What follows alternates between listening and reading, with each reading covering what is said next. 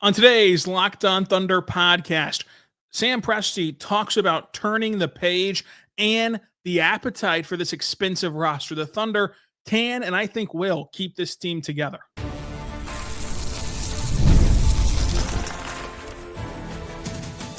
You are Locked On Thunder, your daily Oklahoma City Thunder podcast. Part of the Locked On Podcast Network, your team every day. Let's get it going on the Locked On Thunder podcast, on the Locked On Podcast Network, your team every day. I am your host, media member and beat writer for Thunder on SI, Rylan Stiles. Follow me on Twitter at Rylan_Stiles. Follow the show on Twitter at LOThunderPod. Email the show, LOThunderPod@gmail.com. Thank you so much for making us your first listen every single morning, every single day. We're here for you, talking Thunder basketball, as we do for you everydayers every single morning. And today's show, we're recapping what Sam Presti was just talking about in his preseason media availability. This is really the kickoff of the 25-26 campaign. We'll have Media Day Monday. We'll have training camp all of next week. So there's going to be a ton of news coming out about this Thunder team that you are going to want to be plugged into. So subscribe to Locked On Thunder wherever you get your podcast from. So Sam Presti today took the stage and he was peppered with questions about this upcoming season, about the NBA at large, and about just his overall philosophy. And a lot of it was standard operating procedure. I mean, there's not a ton of drama around this Thunder team. They won a championship last year and had a historic season and brought everybody back this summer from that team. So there hasn't been a ton that jumps out at you over the summer of pressing issues, but that didn't stop Sam Presti from diving into a bunch of different topics. And let's start with turn the page, because that was a big moniker for him throughout the day, of having the humble humility to recognize what you did a year ago, turn the page this season, and begin that process all over again of stacking days. He mentioned stacking days 7 times. He mentioned turning the page countless times. And he talked about the pursuit of a second championship isn't in replicating the result of last year, but it's in replicating the process of last year. And that has to let you know and let you feel good about what this organization's mentality is heading into this season. Because the only thing that you could possibly grasp at when looking at this Thunder team and where they sit has been the unknown of how will they handle having won a championship?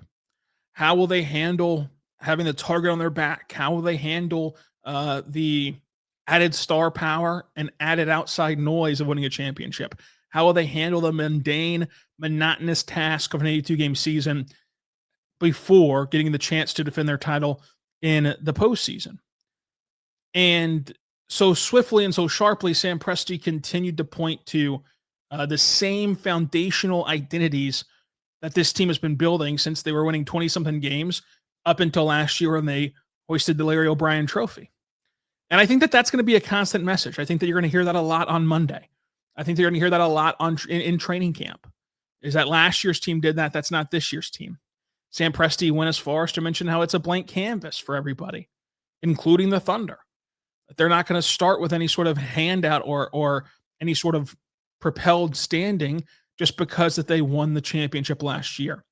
So this team is still grounded and still rooted in the Mark-isms that have made this core and this rebuild so successful. He also mentioned that, the process of being a great team didn't stop last year. And he in that way, he went into 2 different areas, one being, of course, that we've talked about in the show, being great and historic and all that stuff happens with sustainability, happens with consistency of contention, and not just one ring. So they have that hunger for that, but also the process and the ability to chase greatness ties into the next point from Sam, which is about them not being tied into just one way of playing. And he constantly referenced this of you don't want to be tied down to one formula. The formula that they went and won with last year, They don't want to have a vice grip on that and stay tethered to that. They want to continue to find new ways to win. They want to continue to explore and give themselves the opportunity to realize what this team can do compared to last year's team, and that the two are not intermingled in the sense of one-to-one. There are certain principles and identities that will be a part of this team that you will recognize from last year's team. That's what happens when you bring back most of the exact roster from a year ago. But they are also going to still be in this, what I will say is roster exploration. That's been something that Mark has talked about every year of his career. I think that one of the biggest takeaways from what Sam Presti was talking about today is that you can expect more of the same from that standpoint of roster exploration, of them trying the double big lineups, them trying single big lineups, them trying small ball lineups, them trying Nikola Topic, them trying AJ Mitchell, and all these guys up and down this roster. And the Thunder have done a great job of not abandoning roster exploration at the cost of winning. And it's going to happen again this year, I think. I think there's going to be a point in time in this season that some of you out there will go a week or two of wondering, well, why isn't Aaron Wiggins playing more? Why isn't that guy playing more? Why can't they just go all in on this rotation? They want to give themselves the opportunity to find new avenues to success. And so I think that roster exploration is here to stay. And there's a couple big main points as to why. Yes, he talked about Nikola Topic, and he talked about the patience that you need to have with him and every player. No matter how it starts, no matter what it looks like, you got to have patience. And that's kind of the extent of what he talked about with Nikola Topic. But if you read between the lines, heading into a season with patience for the 12th overall pick and a guy who didn't play a minute last year, you might gather that if he has a good training camp and a good preseason, he'll be thrusted into the rotation just to see where he's at, just to get a baseline of what adjustments he can make individually, what adjustments Mark can make around him, putting him with more, whatever ends up being his ideal running mates in a lineup, putting him in more of those situations. Once you get that data on it, I think that they're going to want that data on what does Nikola Topic look like. And I think that when you look at this team, it's easy to get lost in how deep they are because they're the deepest, most talented team in the league. And it's easy to wonder, like, how are they going to find the minutes for everybody?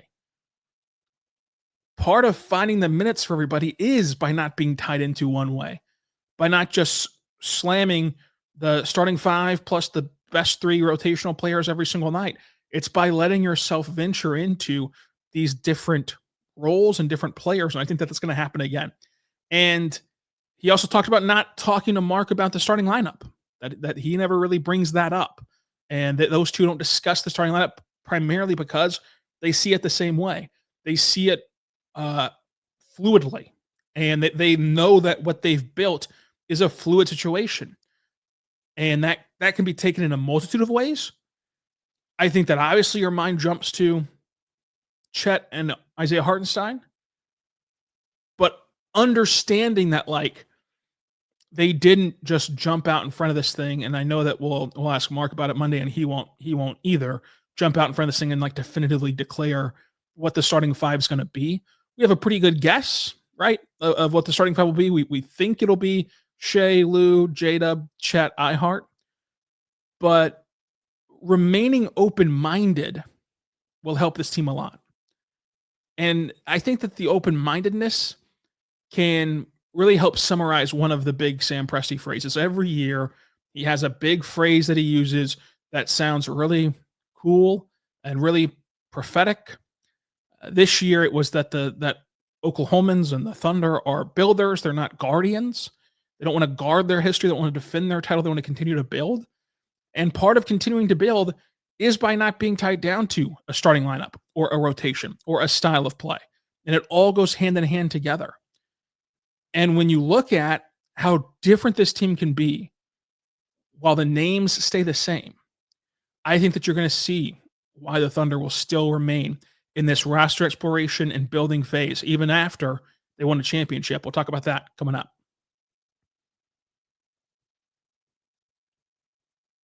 But first, I want to say right now, about our good friends over at Skims. Go check out Skims today because Skims is fantastic. when I found out Skims was making underwear for men, I was intrigued. I've heard so much about the quality from friends and family that I had to give it a try. So let me tell you this right now. It lives up to the hype. Underwear feels incredible in Skims. They have great fit, they have great comfort, it moves with you. They have the exact style that you want. Skims helps you out in a big way because they offer something for everybody. Whether you like boxer briefs or classic briefs, it's all designed with the perfect balance of comfort and style in mind.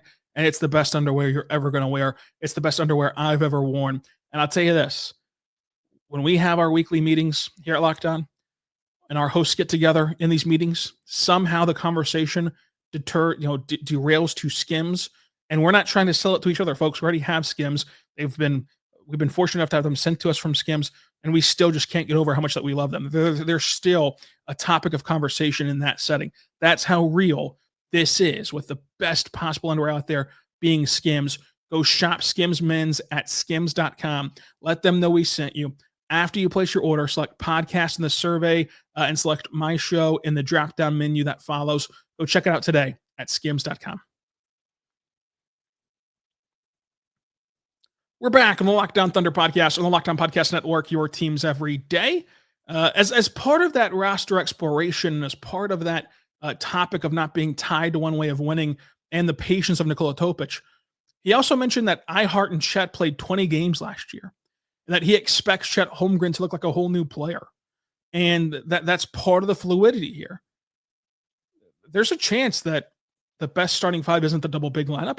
There's a chance that the double big lineup becomes their very best lineup, and that the double big lineup really takes a step forward this season, even after winning a championship, as sort of the daily driver for this roster. I'm very curious about that. I'm very curious that, what does the new version of Chet look like? And how does that change the math on what lineups you want to use and how you want to deploy him? I think that goes for a lot of players on this roster, that they're going to look brand new. Even though they're the same name, the same jersey number, they're the same people. The developmental track of this very young team will continue to climb and will continue to put them at new heights to where you want to use them differently. So being open to that is key. So I feel really good after listening to Sam Presti talk that they're going to continue on with their roster exploration. And I feel really good that this will look similarly to last year in that regard. Of like last year, it was a fantastic season. They won 68 games. They had the best point differential in NBA history. They had the best record in the league. They had the best record against the opposing conference in NBA history. They had all these accolades last season and all this history making last season. But it was always them against them, so to say. They didn't sell all out to go get that one seed in the NBA. And they were asked about that. Mark was asked about that, of them not he outright admitted that they didn't prioritize winning the one seed in the NBA and owning home court advantage through the whole playoffs. They let it come to them however it may. And if Cleveland would have had the one seed in the NBA, they wouldn't have panicked or cared really. They were more so worried about being as sharp as they could be, but as fresh as they could be in the playoffs. And you saw how they handled that stretch run. There were some games where they rested. There were some games where they wanted to see how they stacked up against contenders, like those baseball style series against LA and the back-to-back against Denver. So I think that this year will be more of the same in that regard. They're going to run their own race, even though they're talented, even though, yes, if you played every game and tried to manage every game as if it was game 7 of the finals, this team has the talent level to possibly overthrow the 68-win season as the best season in franchise history, because they did that while having just brutal injury luck. But would that really benefit you in the long run? Would that really help you in the long run win a championship? When the alternative is you can run your own race, you can explore your roster, you can find opportunities for guys like Topic and different lineup combinations that may work and may not work, but some of them are going to hit, and some of them can be very valuable for you in the postseason, and still win a lot of games. You just might not win 75 games, right? So I think that you should feel good that they're keeping to the same approach, because the same approach is working. The same approach has been building. And I referenced this a lot this week of, with this team's identity of 0-0, 1 of 82, stacking days, day by day, blah, blah, blah. With that identity, they were seen whenever they were winning 20-something games as a tough out and a team you didn't want to play because it's supposed to be an easy win, but they made life hard on you. In the play-in year, they were a tough team to play, tough defense to play. They lost to Dallas in the second round of a great series the first year that they made the playoffs, and then last season they won the championship. And the through line in all those years connecting them together was this identity, this core identity that they have. So expect that to happen again this year. Now, did get into team building with him, and I asked him about how he plans and how he manages a team that's going to be more expensive down the road after issuing out contracts to Shea and Chet and J-Dub. And I came away with that answer from Sam whenever I asked him the question, and the answer was 858 words long. I mean, he really took the time to dive into this. I came away from that with a few different takeaways. The first one being this team has an appetite for paying the tax. They have an appetite for keeping the band together. This team is in the mode of keeping this core together. Now, inevitably, things are going to change. Like, inevitably, players will change. They're not going to retain 99% of their roster every year the way that they retain 99% of this roster from a year ago. But it's massive pieces they have an appetite to keep together. Sam also mentioned that, part of that is it takes two to tango. The players have options too. The players have things that they want to look at too, and opportunities elsewhere as well. So the Thunder can want to bring everybody back as much as they want to, as much as until they're blue in the face, but the players control a lot of that if they want to be in Oklahoma City. But it won't be for a lack of trying. It won't be for a deterrence away from trying to pay massive tax bills or massive salary cap sheets. And I found it interesting that he kept going back to, so long as they are not a tax-paying team this year, which they won't be, all projections show they're not going to be a taxpayer, that they won't hit repeater penalties. And that's the big one. We talk a lot about this scary CBA and first and second aprons and hard caps. You really get into trouble whenever you hit that repeater penalty. That they won't be into that repeater penalty until a whole new CBA is ushered in and you have a whole new set of parameters and things to worry about that we just don't know, frankly, what that will look like. So I think that you should rest assured that there's synergy between what the fan base wants, what ownership is going to do, and what this front office is going to do of trying their hardest to keep everybody in-house. And they know it's going to be expensive. They're prepared for that. He pointed out the fact that there's going to be a new arena that brings in equity for the team, that the league expanding, and as he put it, in Europe and also domestically, of this whole Europe, NBA Europe thing that Adam Silver is talking about, that's going to help them financially. If they did expand to a 32-team league in the NBA, that's going to help the Thunder financially. The TV partners that are ushered in this year, that helps the Thunder financially. So there's these avenues that help them externally, and there's an appetite to do it internally. But I feel really good about where this team is at. And in one of his other answers, he was asked about the Thunder possibly being a dynasty, and it got to a point where he was basically ridiculing the media, frankly, of like one subsection of pundits will talk about how they're the next dynasty and put that level of expectation, pressure, whatever you want to put that label on this team as a budding dynasty. And another subsection will say, they'll turn around and say, well, they can't keep everybody together. So how does that work? He talked about how, it goes back to their rebuild where they had way too many picks and to throw these picks overboard and get rid of them. Well, no, they didn't. Well, they have way too many picks and they've got to consolidate them and go trade for a star. Well, no, they didn't. And now those picks are a premium to keep this team together, to keep this team, as it gets more expensive, intact. So from the pick aspect, from the want to sign the check and cut the checks, to the structure of the league, frankly, from the CBA expiring and the new avenues of revenue, they're in a really good spot financially, despite the boogeyman that you think is waiting behind the corner if you listen to other outlets. Like, it's going to be all right for this Oklahoma City Thunder team.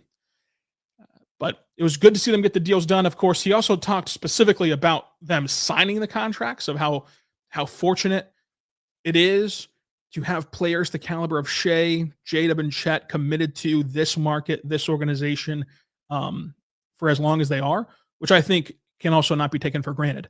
But as far as a big picture conversation goes about team building, I feel more optimistic today, honestly, about where this team is going financially, and with questions that they have coming up that questions about iHeart, questions about Lou, questions about this whole roster being locked up long term.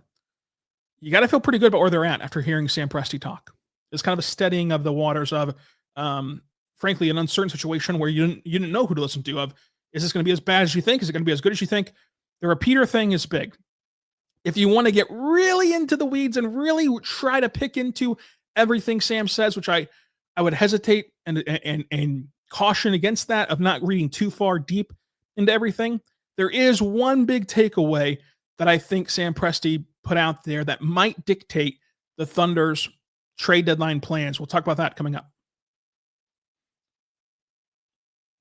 But first, I want to say right now, our good friends over at FanDuel, go check out FanDuel today, because, folks, the NFL season is here. FanDuel is making sure that you're ready for kickoff with a can't-miss offer.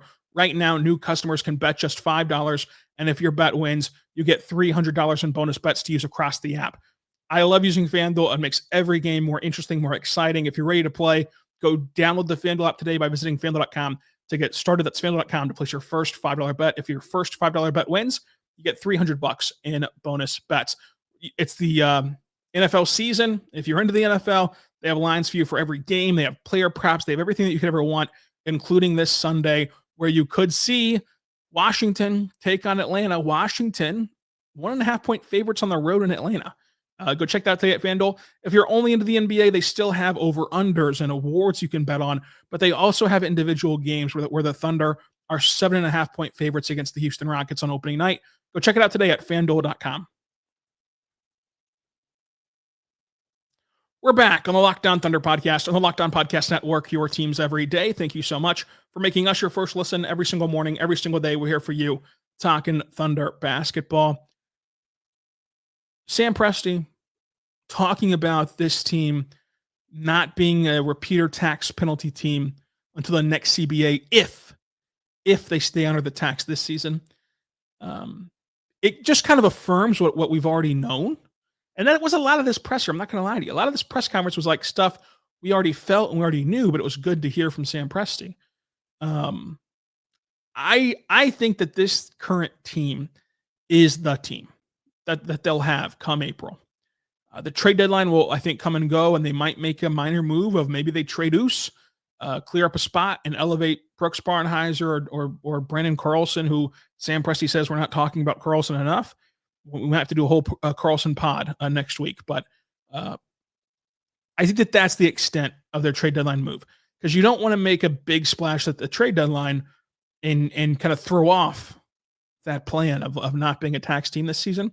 So I think it'll be curious to see how they handle that, and if anything pops up where they want to change course on that. But again, that's reading too far into his comments, but that was one area where I think you can read between the tea leaves on OKC's potential plan this season, especially as it relates to the trade deadline and making sure they're in the best position possible for this summer and for the future with this current day CBA. But it was great to hear from Sam. Again, a lot of it was just reaffirmed.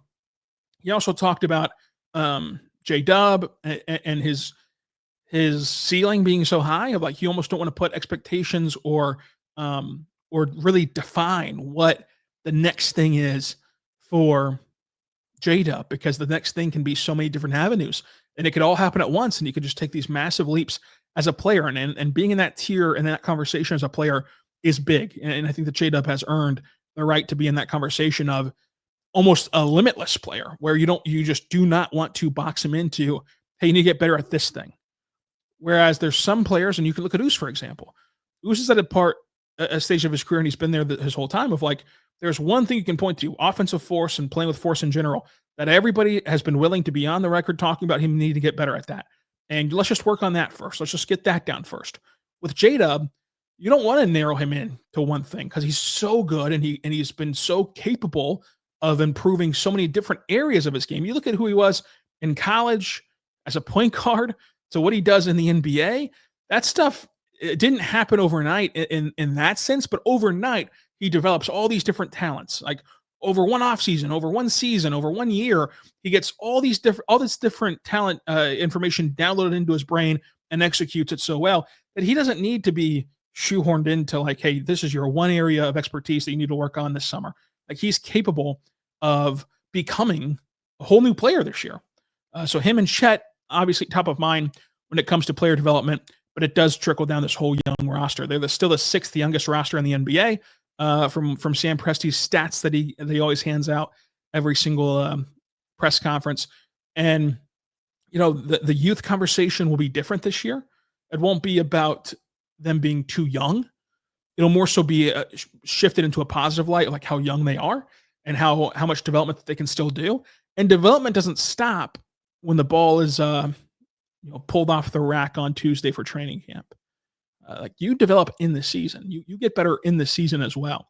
So it's going to be very interesting to track how this team gets better throughout this season and what they do strategically, what they do on the court individually, and what lineups they're put into.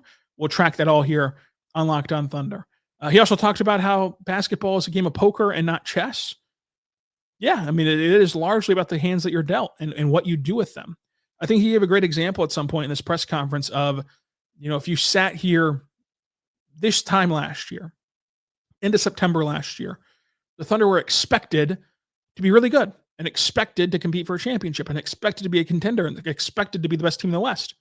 But if I would have told you at this time last year, hey, by the way, Chet Holmgren's going to fracture his hip, you would have altered those expectations. Whenever, rightfully so, you would have altered those expectations. By the way, if I told you this time last year, hey, by the way, I'm from the future, November 10th, Chet's going to fracture his hip.